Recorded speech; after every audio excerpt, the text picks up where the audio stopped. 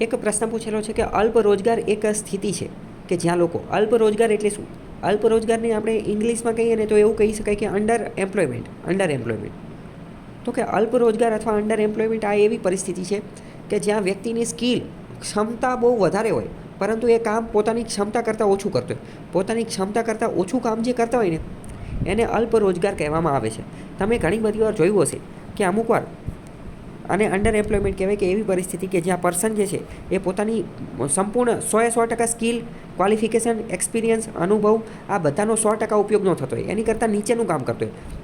વારંવાર તમે જોતા હશો કે ઘણા બધા પીએચડી ધારક લોકો જે છે એ પટ્ટાવાળાની જોબ માટે એપ્લાય કરતા હોય છે. જો નીચે મેં કટિંગ આપેલું છે, 93,000 કેન્ડિડેટ જે છે એમાં 350 પીએચડી ધારક જે છે એણે પ્યુન પટ્ટાવાળાની નોકરી માટે જે છે એપ્લાય કર્યું. અને આ કોઈ નવી વસ્તુ નથી. આવું તો વારંવાર જે છે એ થતું હોય છે કે પીએચડી ધારકો, માસ્ટર ડિગ્રી ધરાવતા લોકો, એન્જિનિયર લોકો, પોસ્ટ ગ્રેજ્યુએટ ધરાવતા, માસ્ટર ડિગ્રી ધરાવતા લોકો ક્લાસ 3ની નાના લેવલની, નીચા લેવલની પોસ્ટ જે છે એની અંદર પરીક્ષા માટે ફોર્મ જે છે ભરતા હોય છે. તો આ બધી વસ્તુ શું દર્શાવે છે? આ બધી વસ્તુ અંડર એમ્પ્લોયમેન્ટ દર્શાવે છે. અંડર એમ્પ્લોયમેન્ટ આપણે લાસ્ટમાં જે જીપીએસસીની તલાટીની જે ભરતી થઈ, તલાટી અને જુનિયર ક્લાર્કની જે છેલ્લી ભરતી ગઈ ગયા નવેમ્બરની અંદર, એની અંદર મોટે ભાગે જે છે ને એ અંડર એમ્પ્લોયમેન્ટ જોવા મળે છે. કેમ? કારણ કે પાસ થવાવાળા મોટા ભાગના લોકો જે છે એ જીપીએસસી યુપીએસસીની તૈયારી કરવાવાળા હતા. જીપીએસસી યુપીએસસીવાળા જ પાસ થયા છે.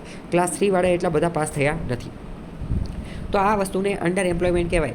આજે એમ્પ્લોયમેન્ટ અને અનએમ્પ્લોયમેન્ટ, બેરોજગારી એના ઘણા બધા પ્રકાર છે. ડિસ્ગાઇઝડ અનએમ્પ્લોયમેન્ટ એટલે કે છુપી બેરોજગારી, પ્રચ્છન્ન બેરોજગારી, ટેકનોલોજીકલ અનએમ્પ્લોયમેન્ટ, બરાબર, ફ્રિક્શનલ અનએમ્પ્લોયમેન્ટ, ઘણા બધા છે. એ બધા આપણે ડિટેલમાં જોયા છે. એ તમને ખ્યાલ હોવો જોઈએ તો એ તમે જોઈ લેજો. મેઇન્સમાં પણ આનો પ્રશ્ન પૂછાઈ શકે કે બેરોજગારીના પ્રકારો જણાવી કોઈ પણ 3 વિશે ટૂંક નોંધ લખો, બરાબર, આવા પ્રશ્ન પૂછાઈ શકે છે. ખ્યાલ આવ્યો?